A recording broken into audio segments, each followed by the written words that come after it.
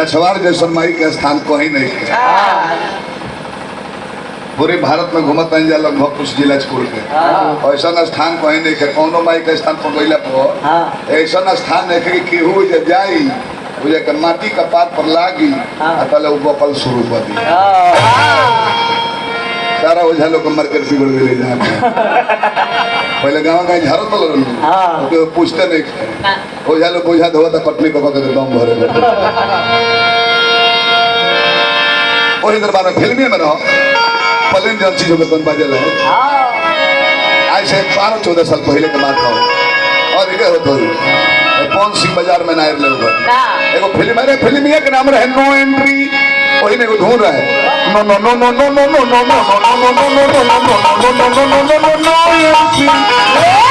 अभी चलता रहता है कौन सी चोरी को जगह दले वो गाना करी अपना भाव में गाता है सुपर डुपर हिट हो गए बोले रहले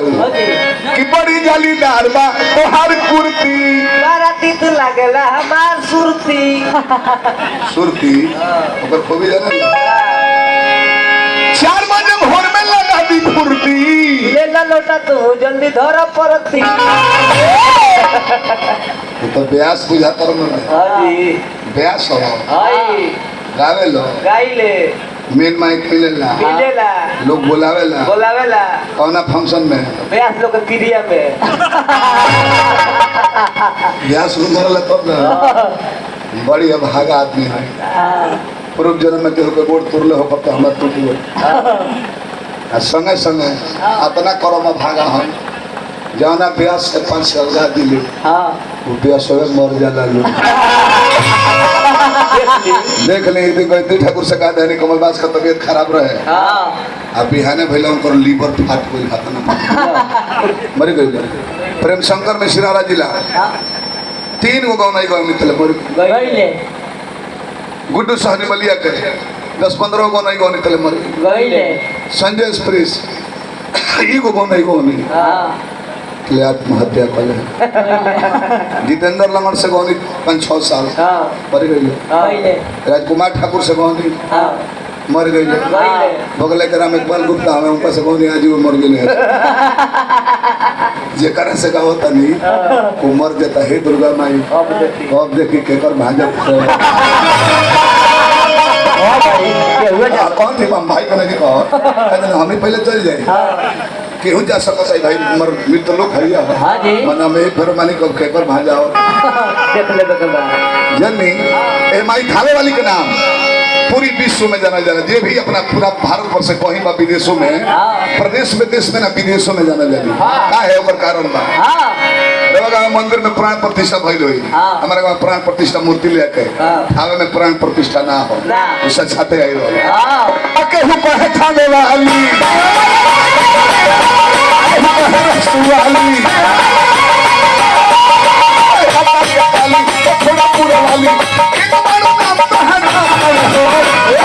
महिमाया पार पावा हो महिमाया पार पावे हो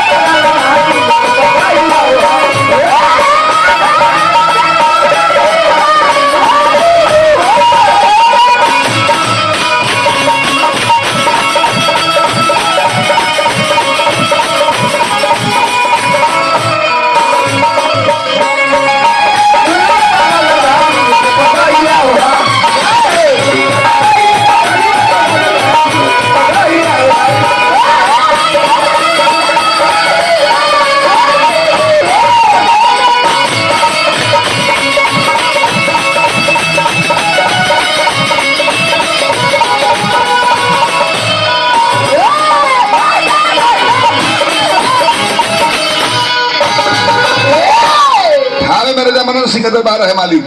आजाद के चमार रासू भगत भवानीपुर बगल में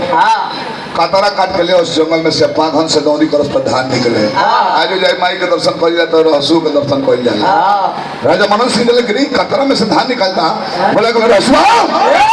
हमारे ही राज्य में कि हमारी मान सम्मान का अपमान करते हो ये कौन जाने जानते हो कल माई की कृपा हो बोले बुलाओ तोरा माई के देखा कल की माई हमारे ना जगत जननी है वही है तो परले हो जाए बोले बुलाओ लगले बुलाओ माई कमरूगढ़ से कोलकाता पटना छपरा जिला में हंसर महौरा घोड़ा घाट होते हुए गोपालगंज जिला थावे में आके रहसू के मस्तक फाड़ के हाथ के कंगन दिखा दे रहसू पर गई ले राजा मनन सिंह खानदान करिए आज के दरबार में रहला ना हथुआ स्टेट जाके वो बिल्डिंग के अपन खोलल हलो होटल बना के दुकान होटल इंटरनेशनल खोलल वही पत्थरवा रहसू के मुड़िया करिया पत्थर हो गई माई के कंगनवा रहे वही के बाद में दवाई गिरवा के मंदिर बनल से पूर्वज रहने राजा मनन हटन माइले रहसू जी को हके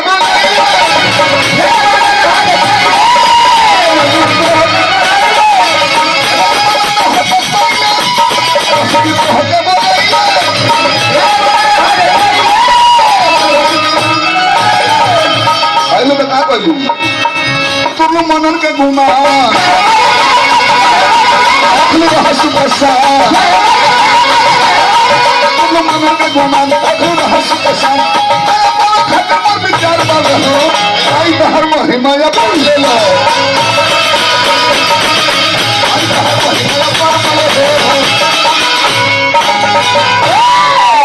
लास्ट हनुमान जी का बके वो हंसा वाली बात मन पर होगी देखो